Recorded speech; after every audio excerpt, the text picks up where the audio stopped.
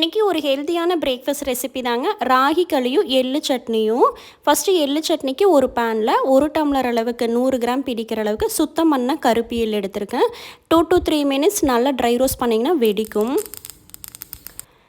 இந்த மாதிரி வெடிச்சதையும் எடுத்து ஆற வச்சுருங்க. அதே பேனில் 1 டேபிள் ஸ்பூன் எண்ணெய் விட்டு 1 டேபிள் ஸ்பூன் வெள்ளை உளுந்தம்பருப்பு சேர்த்து வெள்ளை உளுந்தம்பருப்பு நல்லா மணம் செவக்கிற வரைக்கும் வறுத்துக்கோங்க. கொஞ்சோண்டு கருவேப்பிலை, 4 வரமிளகாய், 4 பல் பூண்டு சேர்த்து லைட்டாக சூடானது 10 to 15 சின்ன வெங்காயம் சேர்த்து வெங்காயம் நல்லா வதக்கிக்கோங்க. லாஸ்ட்டாக 1 கொட்டை சைஸ் புளி, அரை மூடி தேங்காய், நம்ம வறுத்து வச்சுற எல்லையும் சேர்த்து எல்லாத்தையும் ஜஸ்ட் மிக்ஸ் பண்ணிவிட்டு ஸ்டவ் ஆஃப் பண்ணி ஆற வச்சுருங்க. ராகி களிக்கு குக்கரில் 2 டம்ளர் தண்ணி விட்டு ஸ்டாண்டோ தட்டமாக வச்சுக்கோங்க. குக்கர் போகிற மாதிரி பாத்திரம் எடுத்துகிட்டு 2 டம்ளர் ராகி மாவுக்கு 6 டம்ளர் அளவுக்கு தண்ணி விட்டு நல்லா கட்டி இல்லாமல் கரைச்சி எடுத்ததுக்கப்புறம் ஸ்டவ்வை ஆன் பண்ணிவிட்டு 5 நிமிஷம் ஹை ஃப்ளேமில் வச்சு கிளறிட்டே இருந்திங்கன்னா இந்த மாதிரி கெட்டியான கன்சிஸ்டன்சி வரும்.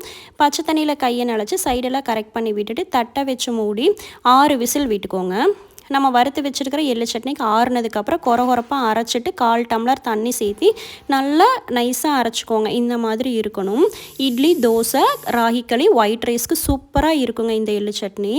ராகி களி நல்லா ப்ரெஷர் ஃபுல்லாக ரிலீஸ் ஆனதுக்கப்புறம் ஓப்பன் பண்ணிங்கன்னா ரொம்ப ஈஸியான மெத்தடில் கட்டியே இல்லாமல் ராகி களி நல்லா இருக்குங்க. ட்ரை பண்ணிக்கோங்க.